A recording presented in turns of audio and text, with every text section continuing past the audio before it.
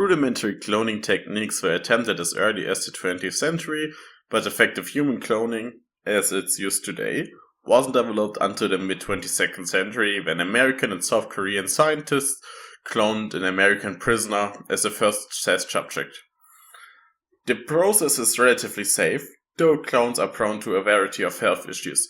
Regular GenMed injections are required to prevent symptoms of clone sickness, and cybernetic implants are often needed to aid their unintended physical defects. The genetic material required to create and maintain a clone is immense, and so the practice is only used for humanity's most valuable subjects. The Chimera project relied on cloning in two ways. First, cloning was used throughout the project's lifespan to distribute members of the Pentacath. Secondly, cloning was used to resupply sanctuaries with chimeras after the events of the Teapot Massacre. Subclones are creatures that share similarities with humans but are not classified as such. They are genetically and cybernetically modified to have enhanced physical characteristics and reduced mental abilities. A subclone's central nervous system is designed with a specific set of tasks in mind, typically those which enhance combat techniques. They are often developed to be stronger and more resistant to pain than humans while lacking any sense of self-awareness. Why subclone experimentation was conducted as early as the 21st century, it took further development until they were considered competent to perform duties. The subclone entered the mainstream when the European Union used them to defend their borders from aggressive raider attacks. While the campaign revealed numerous subclone flaws, it did lessen the frequency of attacks without requiring the resources and logistics of deploying human armies. Over time, subclone development has become more economical. With genetic material in short supply, a minimalistic approach is considered in creating their anatomy. If a god has no use for a body part, it is often omitted from their design. An HRV is a highly specialized subclone that acts as a mobile shipping container. Officially known as a harvester removal vacuum and more commonly as a harvester, an HRV takes harvested GenMed from an extractor and transports it to a shipping station. On its back, it carries an airtight portable containment unit that maintains the integrity of GenMed during shipping. Due to its incredible stamina, there's a misconception that the HRV transports GenMed 24 hours a day. In reality, when there's no present danger, it takes scheduled naps. Brain scans show that upon waking, the HRV releases dopamine, seemingly eager to continue its duty. First of all, we should talk about the most pressing thing, the Teapot Massacre.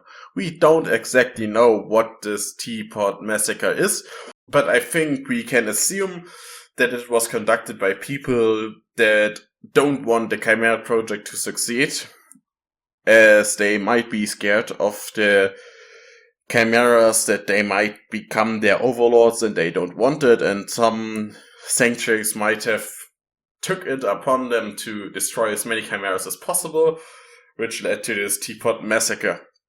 We don't know how they did it, when they did it, or where they did it, or who did it. We basically know nothing about it. It is interesting to note that the first person to be a test subject was the American prisoner, and he seems to be the first effective clone that was created. I would be interested to learn more about how the cloning process works and who this prisoner was. Maybe even the scientists behind the first clone and what they were thinking. Secondly, I feel bad for every subclone. They lack any self-awareness. They have a reduced nervous system by design, so that they can only do the most minimal task possible. I'm not sure if it is humane or ethical to have such a project running, but hey, the world has ended, so who actually cares about such things anymore? It is also good to note that it is somewhat explained how we can still use subclones in the shortage of genetic material.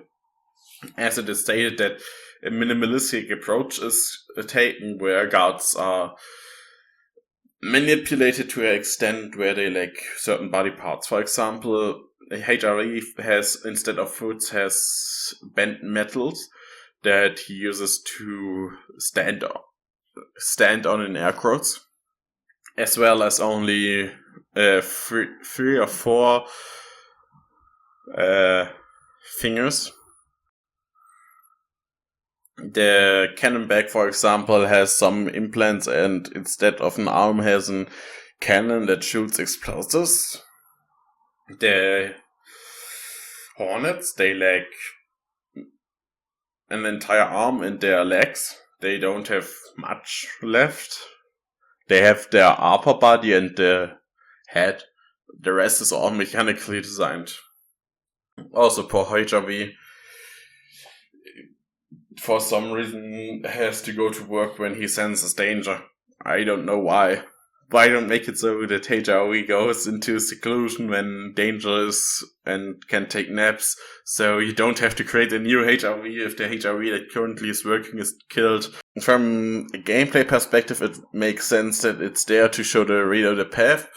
But from a lore perspective and limited resource perspective, it makes no sense that a HRV is working harder when there is danger present, and not just hides when danger is present and works harder when no danger is present. Also, he's very excited about his job, even though it's probably programmed into his head.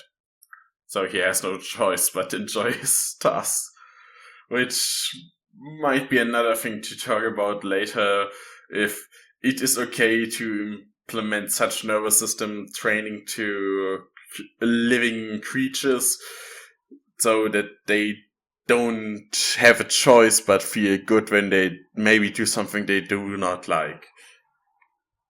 But thank you for watching this video. I hope you have a nice day and see you next time. Goodbye.